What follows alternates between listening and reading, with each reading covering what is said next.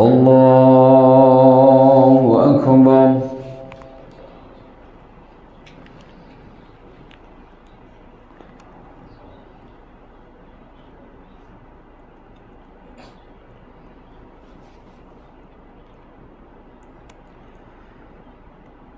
بسم الله الرحمن الرحيم. الحمد لله رب العالمين الرحمن الرحيم مالك يوم الدين إياك نعبد وإياك نستعين اهدنا الصراط المستقيم صراط الذين أنعمت عليهم غير المغضوب عليهم ولا الضالين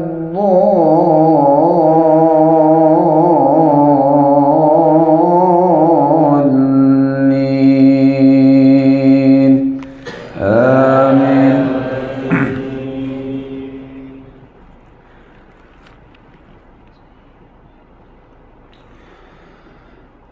بسم الله الرحمن الرحيم. والسماء ذات البروج واليوم الموعود وشاهد ومشهود قتل أصحاب الأخدود النار ذات الوقود إذ هم عليها قعود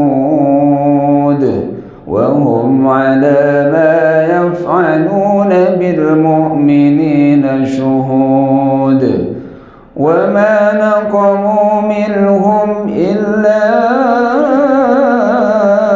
أن يؤمنوا بالله العزيز الحميد الذي له ملك السماوات والأرض والله على كل شيء شهيد.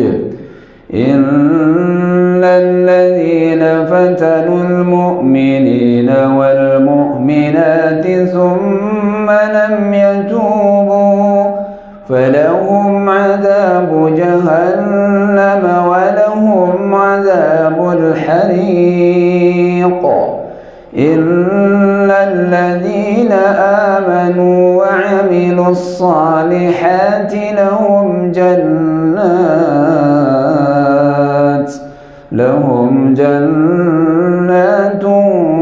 تجري من تحتها الأنهار ذلك الفوز الكبير.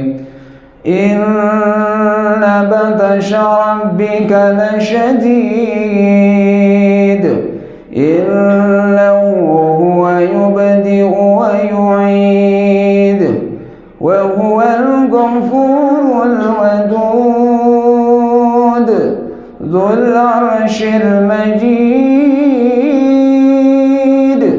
فعال لما يريد.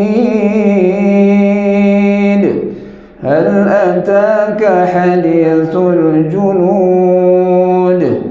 فرعون وثمود بل الذين كفروا في تكذيب والله من ورائهم محيط بل هو قرآن مجيد في لوح محفوظ. بسم الله الرحمن الرحيم. الحمد لله رب العالمين الرحمن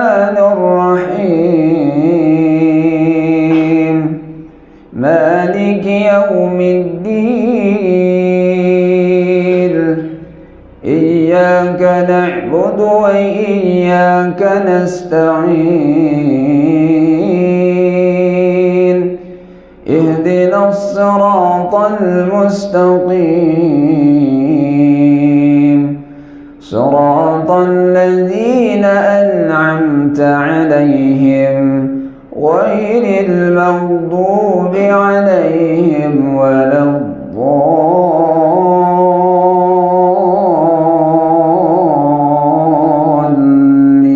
الضالين آمين.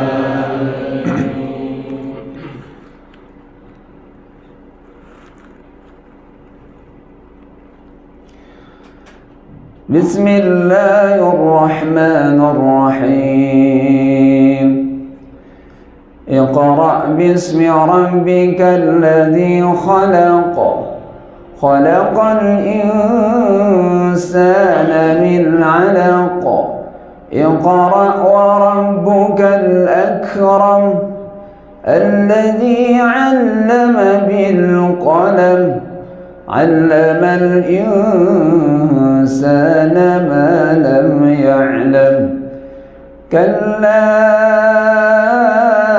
إن الإنسان ليطغى أن رآه استغنى إن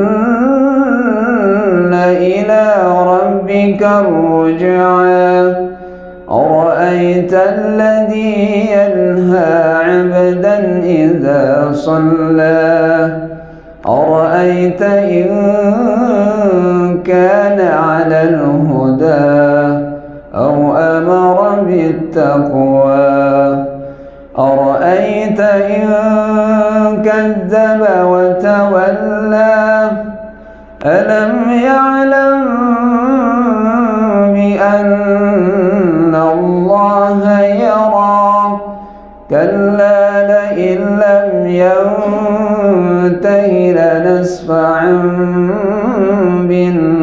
بالناصية ناصية كاذبة خاطئة فليدع ناديه سندع الزبانية كلا لا تطعه واسجد واقترب. Assalamualaikum warahmatullahi wabarakatuh. Alhamdulillahilladzi allafa baina qulubina fa asbahna bi ni'matihi ikhwana asyhadu an la ilaha illallah wahdahu la syarikalah wa asyhadu anna Muhammadan abduhu wa rasuluhu la nabiyya ba'dah. Allahumma fassalli wa sallim wa barik ala habibina wa syafi'ina wa maulana Muhammadin wa ala alihi wa sahbihi ajma'in, amma ba'du. Qala ta'ala fi kitabihil karim a'udzu billahi minasy syaithanir rajim. Bismillahirrahmanirrahim. In tamsaskum hasanatun tasuhum wa in tusibakum sayyi'atun yafrahu biha wa in tasbiru wa tattaqu la yadurrukum kaiduhum syai'a inna Allaha bima ya'maluna muhit. Sadaqallahul azim. Bapak-bapak, anak-anak, hadirin semuanya yang berbahagia, segala puji kita panjatkan kehadirat Allah Subhanahu wa ta'ala.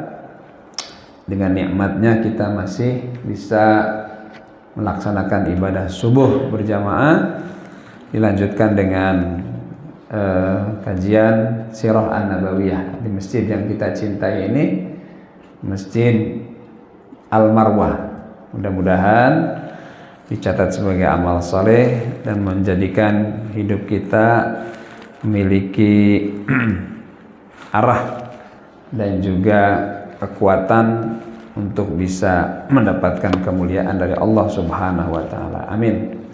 Salam dan salawat kita sampaikan kepada yang mulia junjungan kita Rasulullah Muhammad sallallahu alaihi wa alihi wasallam. Baik Bapak, hadirin semuanya. Ini hari Sabtu, kelihatannya sunyi benar. Kita salawat dulu lah kepada yang mulia Nabi kita Muhammad sallallahu alaihi wasallam. Ya Nabi salam alaika, ya Rasul salam alaika, ya Habib salam alaika, salawatullah alaika, anta syamsun anta badrun anta nurul fawqa nuri anta iksiru wa ghali anta misbahus suduri ya Nabi salam alaika, ya Rasul salam alaika, ya Habib salam alaika, salawatullah alaika, Allahumma salli wa sallim wa barik alaihi. Hadirin Bapak-bapak, ibu-ibu, anak-anak, jamaah salat subuh Masjid Al-Marwah yang berbahagia. Kita lanjutkan kajian kita, kajian Sirah An-Nabawiyah kita. Kali ini kita coba jelaskan, kita coba angkat tentang peristiwa yang sangat bersejarah, yaitu di mana Rasulullah berjuang dengan penuh kesungguhan bersama sahabatnya. Peristiwa perang perang yang kedua, yaitu perang Uhud. Ini perang yang luar biasa, menyakitkan Rasulullah, membuat Rasul sedih, dan tercatat dalam sejarah dan juga terukir di dalam ayat Al-Quran. Nanti bisa dilihat surat Ali Imran ayat 139, 140 dan panjang sekali sampai ayat 143. Itu menjelaskan peristiwa besar kekalahan perang di zaman Rasulullah, yaitu perang Uhud. Ini adalah perang kedua. Bulan lalu saya sudah menjelaskan tentang peperangan Badar. Perang besar juga, jumlah yang sedikit bisa mengalahkan musuh yang besar.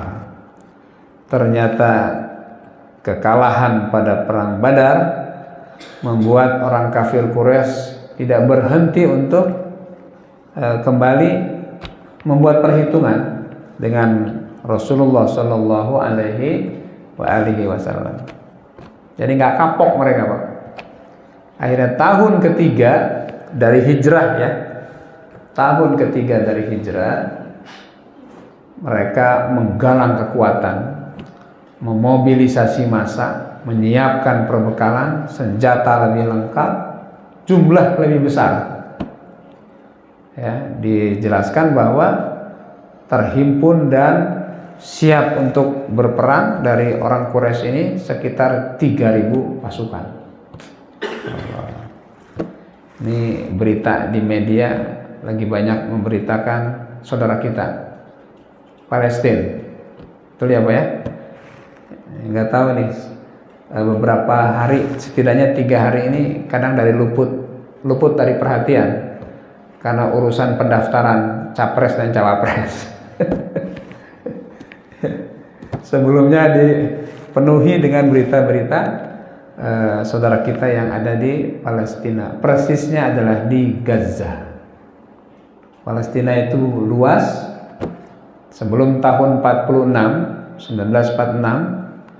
sebelum eksodus orang Israel besar-besaran, ya seluruh Palestina adalah milik orang Arab.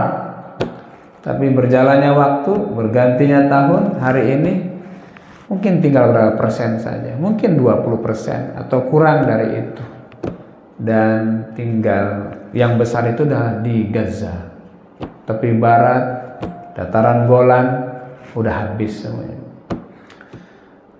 Bapak-bapak, ibu-ibu yang berbahagia, saudara kita yang di sana, yang mereka alhamdulillah nggak pernah turun, kurang semangat jihadnya. Malah ibu-ibu sana itu merelakan anaknya berjihad. Seandainya mati, matinya syahid dan bisa membawa ibu, orang tua dan lain sebagainya. Sampai begitu, Pak. Dan di sana pula ulamanya yang berfatwa laki-laki harus poligami. Fatwa ulamanya harus poligami. Supaya apa, Pak? Supaya banyak anaknya dan banyak janda-janda yang meninggal gitu ya. Wajib poligami. Makanya Israel juga bingung, penduduk tambah terus ini. Nggak pernah ada habisnya itu. Ya. Coba di Indonesia keluar fatwa MUI wajib poligami, insya Allah diprotes itu. Bapak-bapak, ibu-ibu yang berbahagia, itu saudara kita, Pak. Nggak banyak yang bisa kita lakukan dari Indonesia ini ya. Kita terjun ke sana nggak ngerti medan, ya. Bukannya ngebantu, malah jadi beban nanti. Karena medannya berat. Di lorong-lorong tanah mereka buat untuk suplai makanan, untuk akses keluar Palestina, keluar Gaza ya. Nah, itu yang menyulitkan orang Israel sebetulnya ya. Kemudian mau kirim senjata, belinya di mana? Ya. Mau berdonasi ya silahkan, seberapapun ada layanan-layanan donasi untuk saudara kita di sana. Setidaknya dengan doa lah. Dengan doa sebagai silahul mukminin, senjatanya orang mukmin. Dari sini semoga mereka tetap diberikan kekuatan dan ketabahan dan insya Allah kemenangan, sehingga Masjid Al-Aqsa yang merupakan masjid yang mulia setelah Masjid Al-Haram dan Masjid Al-Aqsa bisa dibebaskan. Amin ya rabbal. Bicara Masjid Al-Aqsa, Pak, ya. Rasul itu 17 bulan ketika sholat wajib di Madinah itu menghadapnya ke Masjidil Aqsa. 17 bulan. Jadi kalau usolli fardhul maghrib salata raka'atin mustaqbilal apa? Aqsa jadinya, menghadap ke Aqsa ya, imaman lillahi ta'ala. Allahu akbar. Nah, kalau di peta kita lihat Madinah itu diapit oleh Makkah di selatan, Aqsa atau Palestina di utara. Jadi kalau di Madinah menghadapnya ke utara, gitu. Kemudian Rasul minta agar kiblat itu berpindah kemana? Ke Masjidil Haram. Turunlah ayat Al-Quran surat Al-Baqarah juz 2 ayat 144. Qad nara taqalluba wajhika fis samaa falanuwalliyannaka qiblatan tardaha fawalli wajhaka syatral masjidil haram. Artinya apa? Qad nara, sungguh kami melihat engkau ya Muhammad, taqalluba wajhika fis sama, menghadapkan wajahmu ke langit. Mengharapkan apa? Perpindahan kiblat. Fawalli wajhaka syatral masjidil haram, maka hadapkanlah sekarang wajahmu ke Masjidil Haram. Dengan ayat itu akhirnya pindah tuh dari Masjidil Aqsa ke Masjid Al-Haram sampai sekarang. Ya. Ini punya sejarah. Tambah lagi Rasul pernah bersabda gini, Pak. La tushaddur rihal illa ila thalathati masajid. Masjidil Haram, Masjid An-Nabawi, wa Masjidil Aqsa. Nih Bapak-bapak kita semua, kalau ingin atau ada keinginan melakukan perjalanan jauh di luar Indonesia, ya, maka targetkan perjalanan jauh itu kepada 3 masjid. Utamakan perjalanan itu ke 3 masjid. Masjidil Haram di Mekah, Masjid An-Nabawi di Madinah, Masjidil Aqsa di Palestina. Masjid Haram, Masjid Nabawi sering lah orangnya paket umrah itu ya Mekah dan Madinah. Ada plus Aqsa. Ini pengalaman teman-teman saya di travel, kadang-kadang dapat, kadang-kadang enggak keluar visanya, Pak. Kalau lagi krusial begitu ya sudah. Apalagi namanya nama Islam itu Muhammad Ali, wah udah bordernya lama itu. Ya, pemeriksaannya panjang itu. Umar Faruk, waduh, Muhammad Abdullah, panjang itu. Tapi kalau Agus Herianto gitu lancar kayaknya itu. Karena gak ada nama Islamnya. Jadi problem itu ya. Hari ini yang boleh masuk Masjidil Aqsa itu yang tua-tua, yang senja, udah usianya banyak, yang kalau diajak lari 10 meter udah ngos-ngosan. Yang kalau diajak berperang pasti memilih diam lah. Kenapa? Karena fisiknya sudah lemah. Anak muda nggak boleh, ya. Anak muda nggak boleh. Itulah kondisi sekarang. Nah, anak-anak, bapak-bapak, ibu yang berbahagia. Jadi hari ini ujian buat kita orang Islam.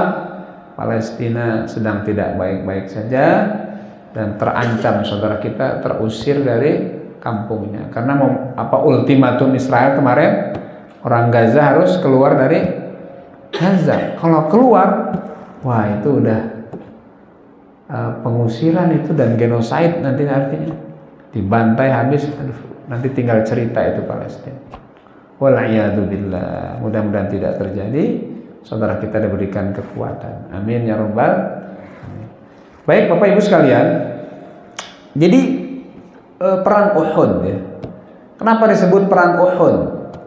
Uhud itu adalah gunung yang ada di perbatasan kota Madinah.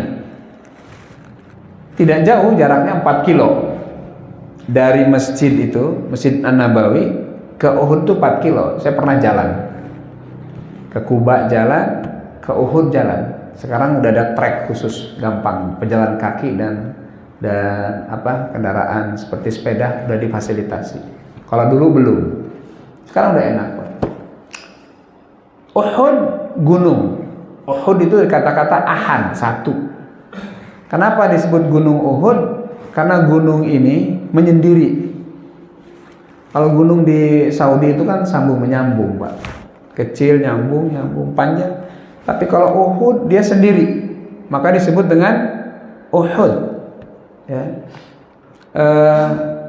Ini gunung yang dicintai oleh Rasulullah. Yang Rasulullah ketika mengatakan sesuatu, tunduk nih gunung, Pak. Satu waktu ketika Rasul naik gunung ini bersama 3 sahabatnya, Abu Bakar, Umar, sama Utsman, naik ke gunung ini, Pak. Ya. Ketika berada di atas, goncang gunung ini. Kalau goncang itu apa? Gempa ya. Goncang gunung ini, Pak. Maka kemudian Rasul mengatakan, ya Jabala Uhud, uthbut anta, fa inna alaika nabiyyun wa siddiqun wa syahidani. Wahai Uhud, jangan goncang, jangan bergerak, jangan gempa, karena di atasmu ada nabi, maksudnya beliau sendiri, Wasiddiqun, dan sahabatnya yang digelari dengan Siddiq maksudnya adalah Abu Bakar. Wasyahidani, dan 2 sahabatku yang mati syahid, maksudnya yang akan mati syahid. Jadi sebelum kematiannya Pak, maksudnya 2 syahid itu siapa? Umar dan Utsman. Sebelum kematiannya Rasul sudah mengabarkan itu bahwa 2 orang ini akan mati syahid Pak. Dan fakta, bukti sejarah benar, 2 sahabat ini itu meninggal dibunuh Pak. Kalau Umar itu ditikam dari belakang, namanya Abu Lu'lu'ah. Kalau Utsman ditikam dari depan, berdarah dua-duanya. Utsman lagi baca Quran, berdarah sampai netes itu darahnya di mushaf Al-Quran. Belum meninggal udah dikabarkan sama Nabi bahwa 2 orang ini akan syahid. Gak usah aneh, Rasul kan tahu. Nah ketika mengatakan begitu, diam tuh Uhud, gak bergerak lagi, gak goncang lagi, ya. Gak goncang lagi, aman, ya. Nah bapak-bapak, adik-adik, anak-anak semuanya, itu tentang Uhud. Bukit ini tidak terlalu tinggi Pak, tapi Masya Allah, bukit di sana sama bukit di sini emang beda Pak, panas sementara. Kalau di kita naik gunung masih bisa pegangan, masih bisa berteduh, cari buah-buahan yang udah matang. Tapi kalau di sono buah nggak ada, pohon nggak ada. Kalau mau istirahat di mana? Harus jalan terus. Ya. Baik, itu Uhud. Peristiwa perang ini itu didasari atau dimulai oleh orang kafir Quraisy sendiri. Mereka nggak puas. Ternyata kekalahan itu membuat aib yang memalukan, ya, tersebar di Jazirah Arab, bahwa orang Quraisy dikalahkan oleh Muhammad dan sahabatnya yang hanya berjumlah 319. Kali ini dendam kesumat, kali ini bencinya luar biasa, dan menyiapkan lebih serius lagi Pak. 3.000 loh. Dibikin strategi perang. Ada sayap kanan, sayap kiri. Sayap kanan dipilihlah komandan perang namanya Khalid bin Walid. Ini Ustaz Khalid mana nih? Namanya Khalid bin Walid. Dia belum Islam waktu itu Pak. Dia masuk Islam itu tahun ke-7 dari hijrah kalau tidak salah. Ini tahun ketiga Pak. Dari sayap kirinya dipilih komandan perang, anaknya seorang tokoh Arab, tokoh Quraisy yang meninggal pada saat perang Badar. Anaknya Abu Jahal. Siapakah komandan ini? Namanya Ikrimah bin Abi Jahal. Waduh. Ada pasukan kuda, pasukan pemanah disiapkan. Khalid bin Walid tuh Pak, komandan perang yang gak pernah kalah, baik sebelum Islam maupun setelah Islam. Itu Khalid bin Walid. Kita lihat apakah Khalid bin Walid dengan kepintarannya bisa mengalahkan perang ini. Nah saudara-saudara, Bapak Ibu yang berbahagia, bergeraklah dari Mekah pasukan yang besar. Pergerakan mereka diketahui oleh Rasulullah. Diskusi Pak Rasulullah, musyawarah, ngobrol, bicara sama sahabatnya. Ini ada orang Quraisy datang dengan jumlah banyak, ini gimana? Mau kita hadapi seperti apa? Strategi perangnya bagaimana ini? Perang luar atau perang dalam? Apa kita akan tetap di kota sehingga anak-anak, ibu-ibu bisa terlibat? Atau kita keluar sehingga mudah mengatur strategi, habis-habisan kita di sana. Dan seandainya kita habis di tempat itu, berarti anak-anak kita menjadi yatim, istri kita menjadi janda. Insyaallah. Bapak Ibu yang berbahagia, ternyata dari sekian banyak usulan yang kedua yaitu agar peperangan ini dilakukan di luar kota Madinah. Dengan alasan kalau di luar kita mau all out lah bahasanya, mau full mengatur strategi dan medannya lebih lebar, dan biarkan anak-anak kita, istri kita berdoa dari kota. Terkumpullah atau terdaftarlah pasukan yang akan menuju Uhud. Berapa banyak jumlahnya? 1.000 orang. Maka dari jumlahnya saja 1.000 ini akan menghadapi 3.000, Pak. Masih kalah jauh, toh? Masih kalah jauh, Pak. 1 lawan 3. Bergeraklah Rasulullah. Di tengah jalan, ya, ada seorang tokoh munafik namanya Abdullah bin Ubay bin Salul. Tokoh munafik. Namanya bagus, Pak. Abdullah bin Ubay bin Salul memprovokasi pasukan ketika itu. Kata Abdullah bin Ubay bin Salul, ini kita kayaknya bunuh diri deh. 3.000 di pihak musuh, kita 1.000. Nggak seimbang nih jumlah. Berarti kalau kita perang, kita akan menjadi bulan-bulanan nih. Kita akan menjadi target pembunuhan mereka, dan kita tidak akan bisa mengalahkan dia. Yang lain mengatakan, oh iya juga ya, ini kita namanya mendaftar untuk mati namanya. Mendaftar untuk mati namanya. Akhirnya terprovokasi, Pak, dari 1.000 ini 300 orang mundur. 300 orang mundur. Nggak jadi berangkat. Marahkah Rasulullah? Enggak. Kesalkah Rasulullah? Mungkin. Tapi hikmahnya adalah semakin jelas siapa yang betul-betul mau berjuang, siapa yang masih setengah hati untuk berjuang. Dan dalam perang ini butuh orang-orang yang siap mati, bukan takut mati. Siap berjuang, bukan setengah berjuang. Siap menjadi mujahid, bukan orang yang ingin pencitraan dan sebagainya, kira-kira gitu. Maka tersisa 700 pasukan bergerak, Pak. Sampailah di Bukit Uhud, Pak. Jadi kalau Bapak ke sana yang pernah umroh atau nanti yang mau umroh, itu ada Gunung Uhud, di seberangnya itu ada bukit kecil.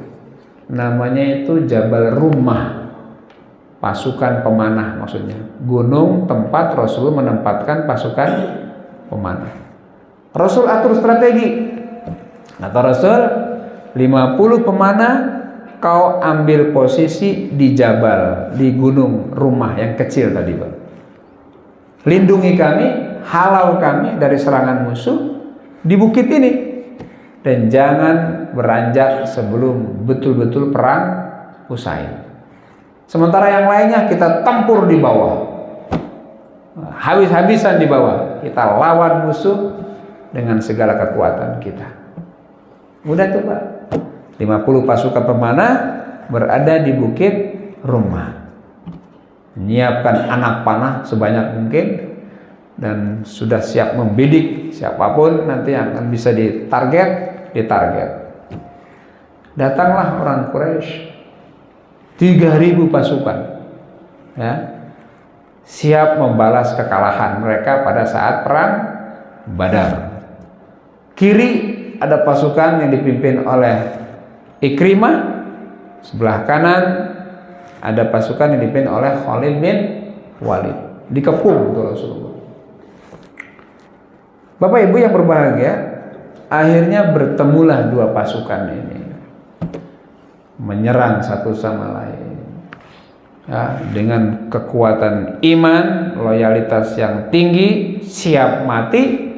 Yang 700 bisa memukul mundur yang 3.000, Pak. Oke, mundur, Pak, itu. Apalagi ditambah pasukan pemanah yang melemparkan anak panahnya dari Bukit Rumah.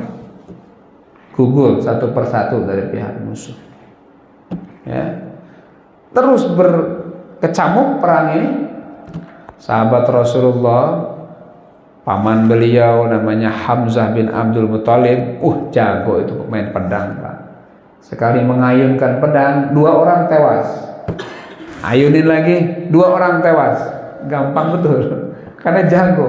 Belum lagi Sayyidina Ali, jago tuh main pedang tuh. Set, meninggal, wafat sekian orang.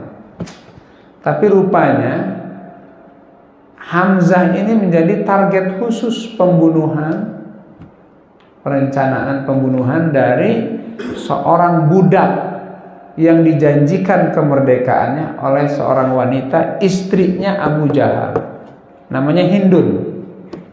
Siapa anak-anak? Hindun. Namanya bagus ya. Kata Hindun,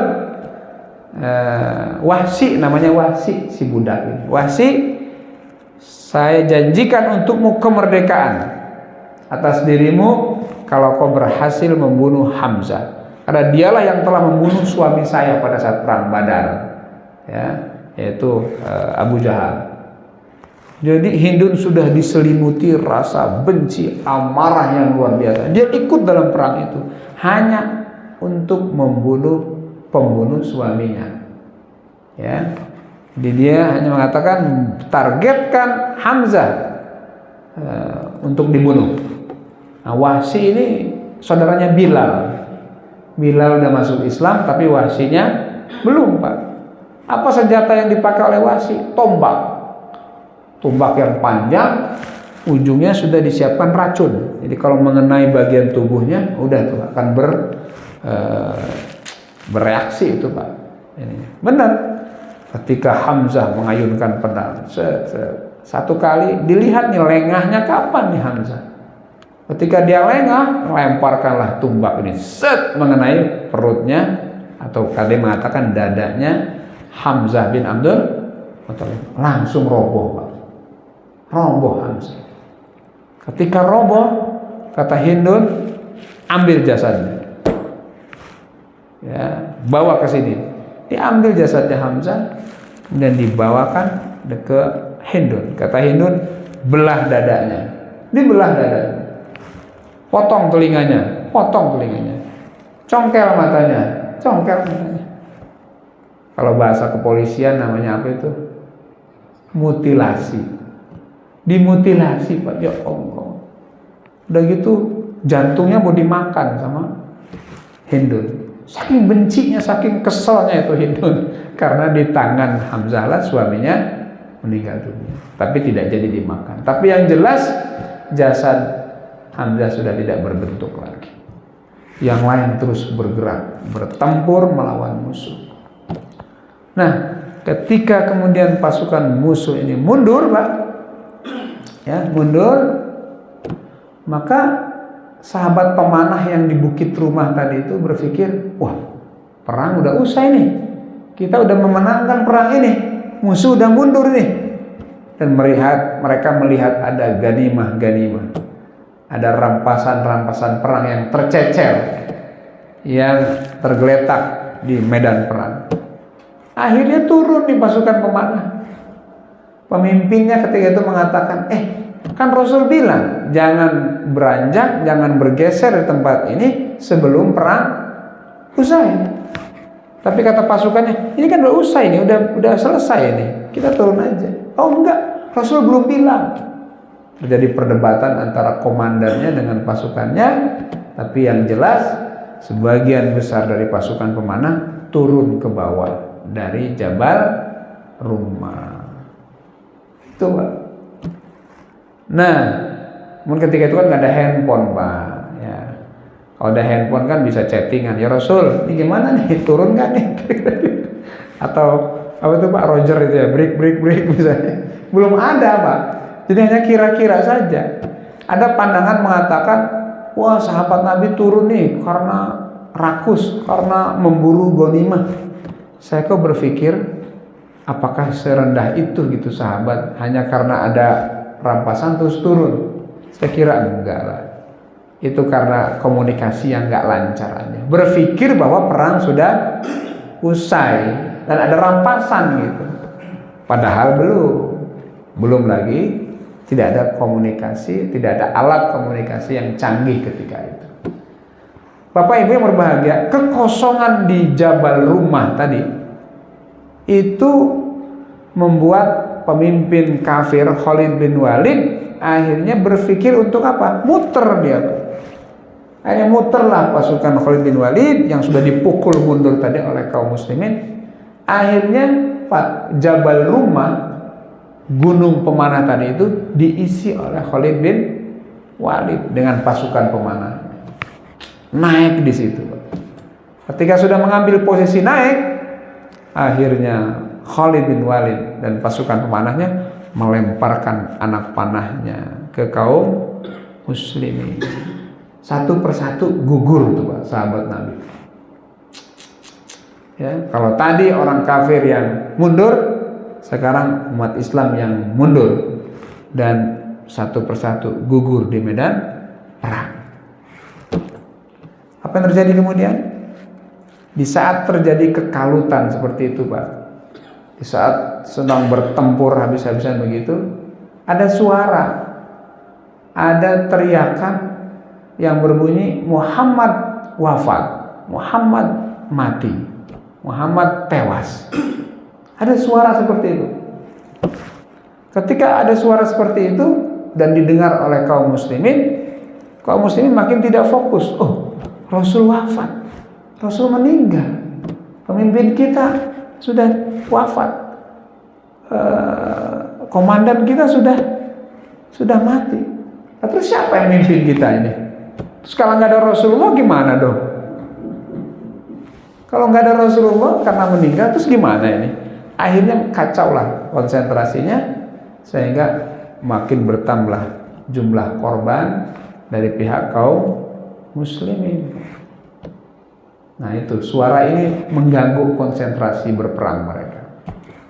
Tapi di sisi lain, suara atau teriakan Muhammad mati, Muhammad tewas, itu membuat orang kafir akhirnya berpikir, oh ya udah kita sudahi aja perang ini, kita hentikan aja perang ini, karena yang jadi akar masalahnya Muhammad sudah tewas, yang lain malah gampang ecek-ecek gitu, yang lain mah kecil, yang penting Muhammadnya ini udah tewas, maka udah kita sudahi saja.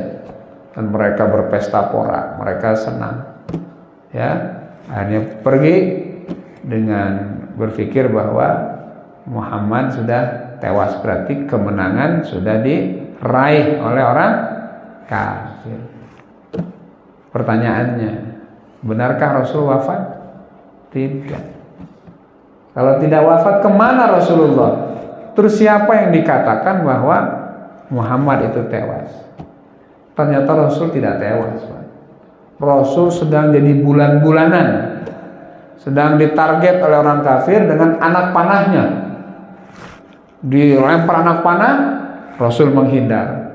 Dikejar terus, Rasul naik bukit Uhud, terus naik, dilempar lagi, dan sahabat Rasulullah menjadi tameng untuk menghalau lemparan anak panah yang dialamatkan ke beliau.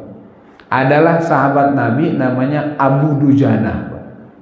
Abu Dujana itu sengaja menjadi tameng buat Rasulullah. Setiap kali ada anak panah yang hampir mengenai beliau pasang badannya, Pak. Pasang badannya begini, sehingga menancaplah anak panah itu di tubuh Abu Dujana. Hampir 100 anak panah nempel di badan dia. Berarti kan Rasul betul-betul dibidik, Pak. Ya. Setiap kali ada anak panah, dia pasang badannya, nancep sini banyak. Gugurlah Abu Dujana dan selamatlah Rasulullah. Tidak hanya Abu Dujana, Ali bin Abi Thalib mengawal beliau mencari tempat yang aman.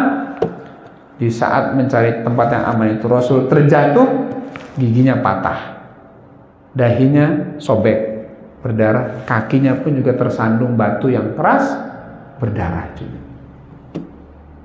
Mencoba untuk mencari tempat yang aman, akhirnya ketemulah gua kecil. Disitulah Rasul bersembunyi. Saya pernah ke gua itu, Pak. Ngebayangin, ya Allah, ini yang mulia,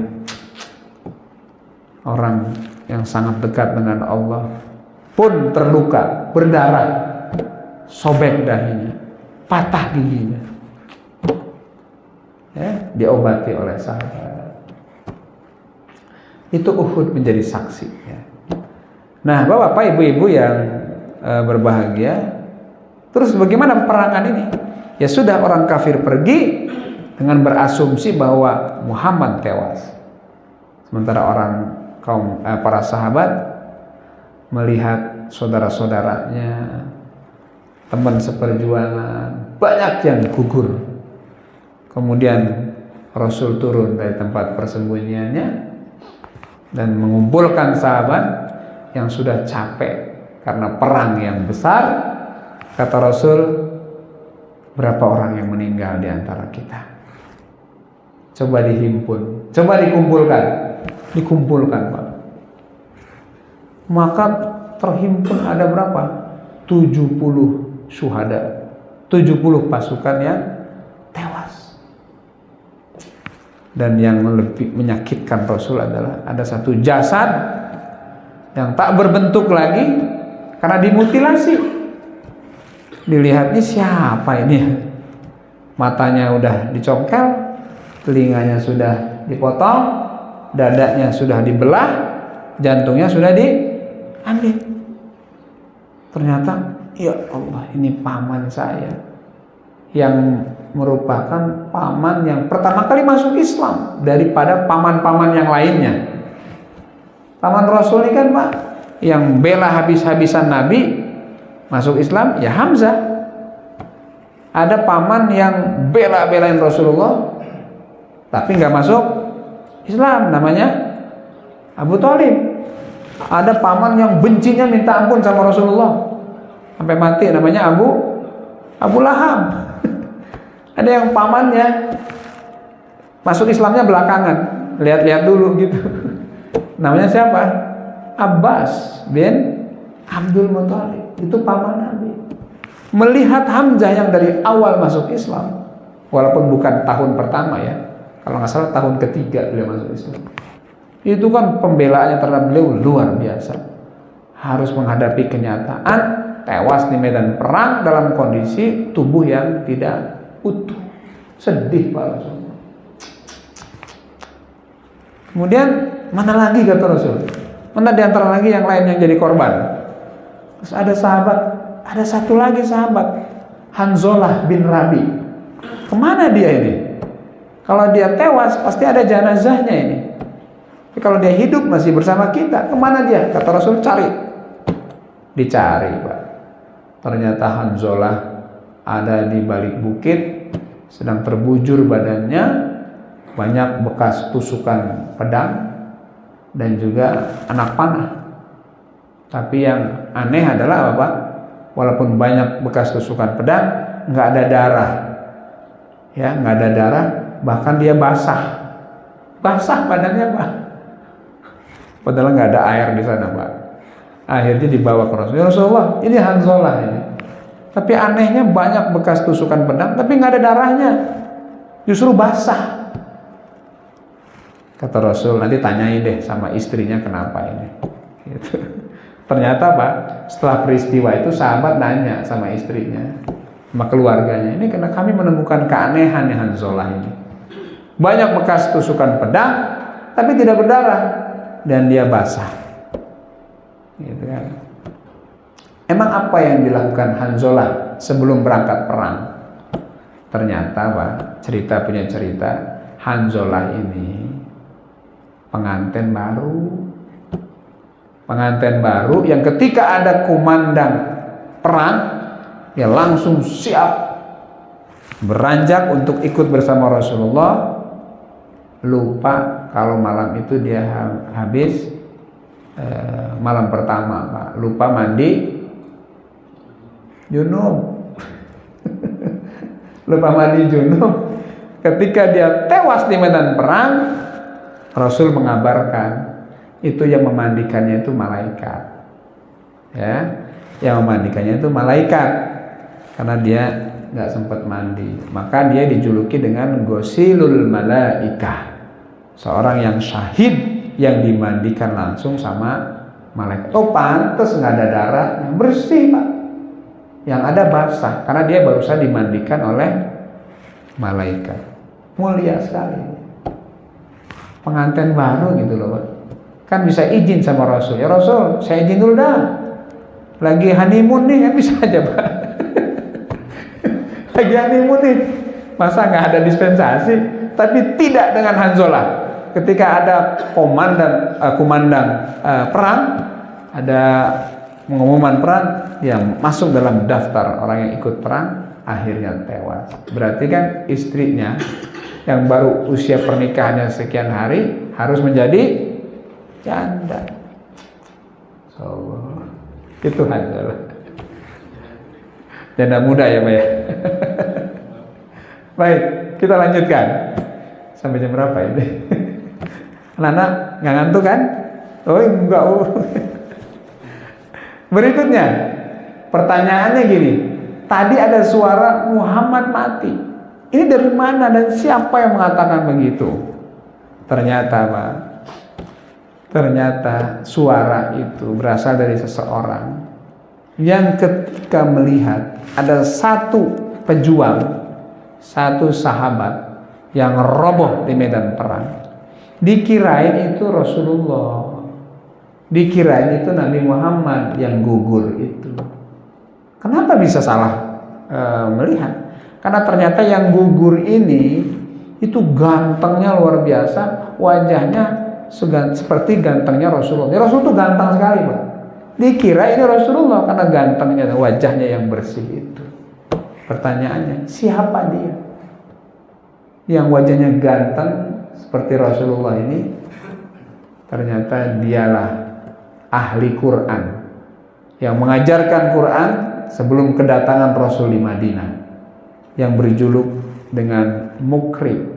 Dialah sahabat Nabi, namanya Mus'ab bin Umair. Siapa anak-anak? Mus'ab bin Umair. Dia bukan qori, tapi mukri. Kalau qori itu baca Quran, kalau mukri ngajarin Quran.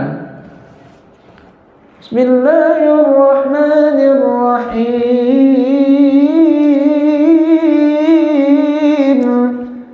Itu qori. Tapi kalau Bismillah, ayo ikutin. Diikuti sama muridnya sampai 10, 20, 30, 100, 1000. Itu mukri namanya. Ya. Dan itu kemuliaan. Rasul bersabda, khairukum man ta'allamal Qur'an wa 'allamah. Sebaik-baiknya kalian adalah yang belajar Al-Qur'an dan ngajarin orang supaya bisa baca Quran. Itulah Mus'ab bin Umair. Ya, Mus'ab bin Umair yang tewas di medan perang bersama sahabat yang lain yang jumlahnya 70. Udah tuh Pak. Oh, ketahuan. Ternyata inilah yang menyebabkan ada teriakan Muhammad tewas, Muhammad mati. Bukan Rasul yang meninggal, tapi Mus'ab bin Umair. Setelah itu apa? Kata Rasulullah SAW, kuburkan, dan dikuburkannya secara massal. Nah ini menjadi hukum Pak. Jadi contoh menguburkan secara massal itu peristiwanya pada saat perang Uhud Pak.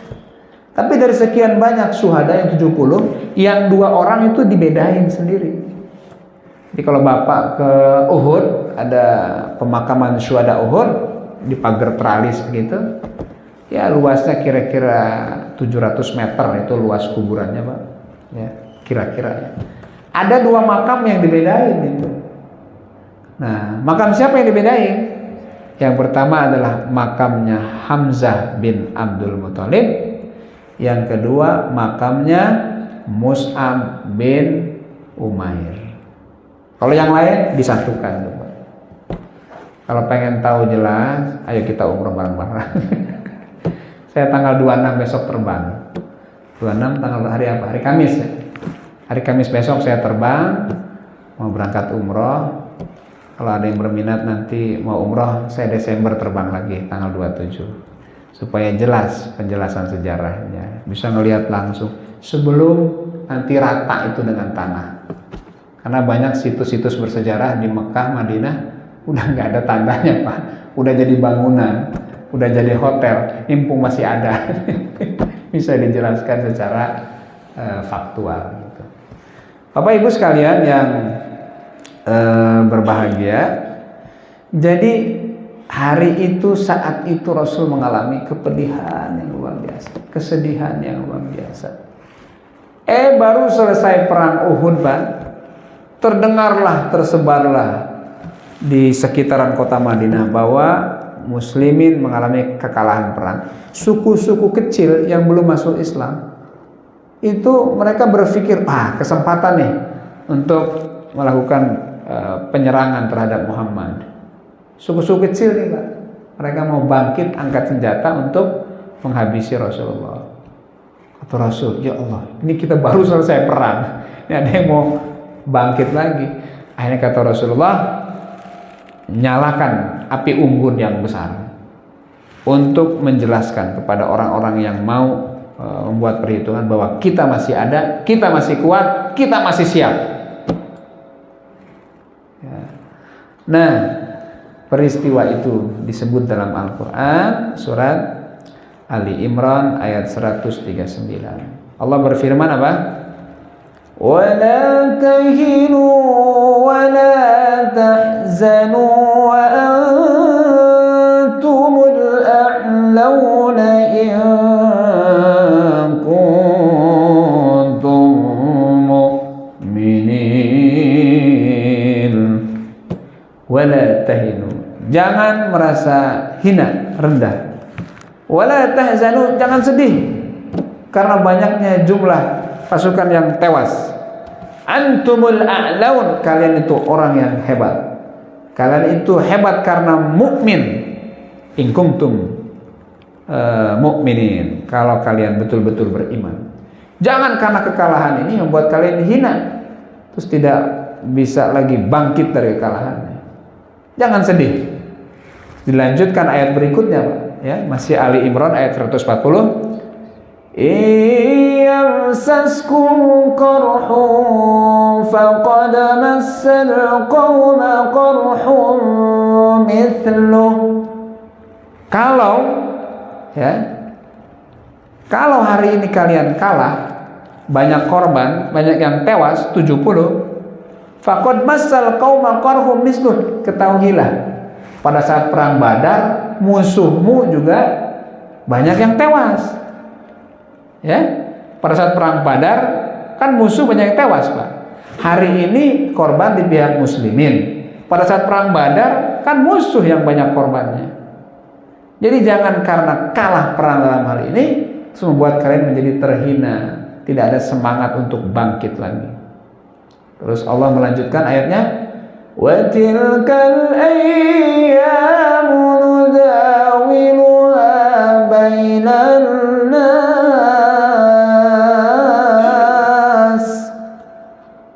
Allah pergilirkan, Allah putar hari-hari itu di antara manusia. Maksudnya apa? Hari ini kamu kalah, tapi kan perang Badar mereka yang kalah. Hari ini musuh menang, tapi kan pada perang Badar kamu yang menang. Jadi kalah menang itu biasa. Jadikan pelajaran untuk melakukan evaluasi ke depan, bagaimana biar menang. Apa evaluasinya? Kan Rasul marah ketika itu, Pak, sebetulnya ya. Ini pasukan pemanah udah dibilangin jangan turun, jangan beranjak, jangan bergeser, turun begitu. Rasul pun hampir marah. Tapi turun lagi ayat Al-Quran itu, masih surat Ali Imran. Ayatnya apa? فَبِمَا رَحْمَةٍ مِّنَ اللَّهِ لِنتَ لَهُمْ وَلَوْ كُنتَ فَظًّا غَلِيظَ الْقَلْبِ لَانفَضُّوا مِنْ حَوْلِكَ فَاعْفُ عَنْهُمْ وَاسْتَغْفِرْ لَهُمْ وَشَاوِرْهُمْ فِي الْأَمْرِ. Ali Imran ayat 159. Apa kata Allah? Ya Muhammad, karena rahmat Allah lah kamu bisa berlemah lembut kepada mereka. Kalau kau berbuat kasar, ya, atau terlalu keras kepada mereka, lan faddu min haulik, mereka akan jauh darimu. Terus fa'fu anhum, maafkan mereka. Wastaghfir lahum, mohon ampunkan untuk mereka. Wasyawirhum, musyawarah, lakukan evaluasi. Ke depan gimana nih? Supaya tidak terjadi kekalahan lagi. Evaluasinya apa? Kenapa kalah dalam perang Uhud? Karena kurang patuh ini yang pasukan pemanah tadi. Mestinya jangan beranjak, malah pindah gitu. Kepatuhan, ketaatan kepada komandan perang mutlak di dalam perang. Gitu. Nah, itu evaluasinya. Nah, saudara-saudara, jadi kata Allah, hari ini Allah pergilirkan di antara manusia. Untuk apa? وَلِيَعْلَمَ اللَّهُ الَّذِينَ آمَنُوا, supaya betul-betul Allah mengetahui siapa yang betul-betul beriman. وَيَتَّخِذَ مِنكُمْ شُهَدَاءَ, dan Allah ingin tahu siapa yang menjadi syuhada pada hari yang Allah janjikan untuk mereka surganya Allah. Wallahu la yuhibbul zalimin, dan Allah tidak suka kepada orang yang berbuat zalim. Ini ayat ini menjadi penjelas dari peristiwa perang Uhud. Turunnya ayat ini semangat Rasulullah. Iya ya, kenapa kita nggak berpikir kalau hari ini kalah, musuh kan juga pada saat perang Badar kalah juga, tapi mereka bangkit untuk melakukan perang yang kedua. Masa karena meninggal 70 orang syuhada terus kita menjadi lemah, tidak bergairah? Maka bangkitlah, semangatlah, dan akhirnya proses penguburan diselesaikan, Pak. Sahabat bangkit lagi dan akhirnya pulang kembali ke Madinah dengan membawa berita kekalahan. Ya sudah, ambil pelajaran ini. Tapi kalau kita baca dan lihat sejarah berikutnya, perang-perang berikutnya, nah itu menang terus itu. Ya, ini sekaligus juga menjelaskan bahwa Rasulullah walaupun seorang nabi, seorang rasul yang doanya mustajab, tetap harus ikhtiar dimaksimalkan, upaya digetolkan, strategi disiapkan. Jangan mentang-mentang nabi terus berdiam tanpa ada upaya. Gitu coba. Ini nabi, Pak. Dan ternyata nabi pun juga terluka. Dia bukan Power Ranger dalam dia bukan Superman yang bisa terbang. Rasul pun berdarah, terluka. Ya emang begitulah. Kekalahan itu apakah menghinakan beliau? Tidak. Untuk menjelaskan bahwa beliau secara fisik seperti manusia biasa, bedanya beliau diberikan amanah kenabian dan keistimewaan-keistimewaan lainnya. Ya. Nah, ada keajaiban, ada karomah pada kuburan syuhada ini. Terjadi pada tahun ke-46 dari sejak dimakamkannya syuhada Uhud. Jadi 43 tahun setelah dikuburkan, Pak, syuhada Uhud ini, Madinah mengalami banjir besar. Banjir besar. Dan banjir itu juga mengenai kawasan Uhud. Akhirnya karena banjir besar, para syuhada Uhud yang dimakamkan ini ngembul, Pak. Tahu ngembul? Naik. Jadi jenazahnya ini keluar karena banjir, Pak. Banjir Madinah. Tapi yang disaksikan oleh saksi ketika itu 43 tahun. Kita belum lahir, Pak. Kan 43 tahun setelah dimakamkan, Pak. Berarti masih eranya sahabat dong. Masih eranya sahabat. Disaksikan oleh sahabat ketika itu syuhada Uhud yang mengembul tadi itu. Ya Allah, jasadnya masih utuh. Utuh jasadnya. Dan terlihat beberapanya itu masih terlihat berdarah-darah. Padahal sudah 43 tahun yang lalu. Utuh. Masih berdarah seakan baru meninggal beberapa jam yang lalu. Tanah pun gak sanggup, Pak, untuk menghancurkan tubuhnya para syuhada Uhud. Ini kalau di dunia aja udah diperlihatkan mulianya begitu, pasti di akhirat Allah muliakan mereka dengan surganya Allah. Udah nggak ada hisab tuh Pak, nggak perlu diaudit itu. Kalau udah syuhada gitu langsung masuk surga. Nah inilah yang mungkin menginspirasi, yang mengilhami para pemuda, anak remaja Gaza, Palestina mengejar mati syahid supaya masuk surga tanpa hisab dan bisa membawa orang-orang yang dia cintai. Ini anak-anak siap nggak jihad ke Palestina? Siap nggak? Siap nggak anak-anak? Ya Allah. Oh Bapak Ibu yang berbahagia, itulah Uhud tidak hanya bernilai sejarah, tapi bernilai ibadah. Kenapa saya katakan tidak hanya bernilai sejarah? Sejarahnya tadi jelas ya. Tapi apa nilai ibadahnya? Nilai ibadahnya itu adalah Rasul itu sering ziarah ke Uhud. Setelah peristiwa penguburannya di tahun ketiga dari hijrah, Rasul itu berkunjung terus ke Uhud.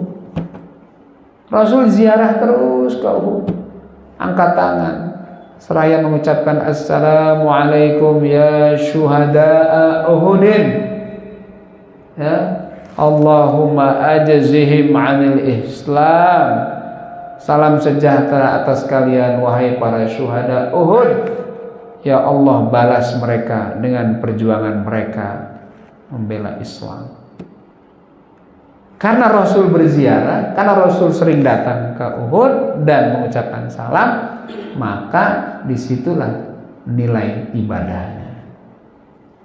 Disitulah nilai ibadahnya. Jadi kalau ada jamaah umroh, haji ke Mekah iya, terus ke Madinah, nggak mau ziarah ke Uhud, pertama di mana kecintaan engkau pada sahabat? Dan di mana kepatuhan Anda kepada Rasulullah, di mana beliau berziarah ke Uhud, dan itu dilakukan sering sekali. Kalau kita rasakan assalamualaikum ya bergetar. Dan orang yang syuhada yang kita ucapkan salam, dia jawab salam kita. Dia jawab salam, dia mendengar ucapan kita. Cuman kita nggak bisa dengar, dan alhamdulillah nggak bisa dengar. Coba kalau bisa dengar, kabur gitu. Tapi apakah dia dengar? Dengar. Apakah dia jawab? Jawab. Kan redaksinya assalamualaikum, salam sejahtera atas kalian, bukan atas mereka loh. Assalamualaikum, salam sejahtera atas kalian. Beda lagi kalau di baki. Kalau di baki itu assalamualaikum ya daro qaumu mu'minin antum salafuna wa inna insyaallah bikum lahikun. Itu kalimat ya. Kalimatnya begitu. Ini kadang-kadang ada orang kita lewat kuburan gitu ya, ucapannya beda itu ya. Permisi Bagong mau lewat katanya gitu.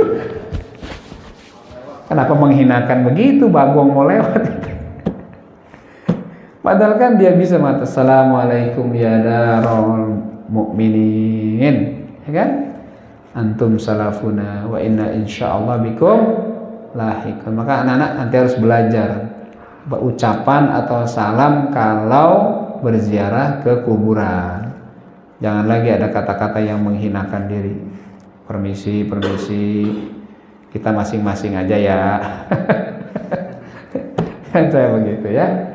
Baik, saya kira itu Bapak-bapak, Ibu-ibu, anak-anak.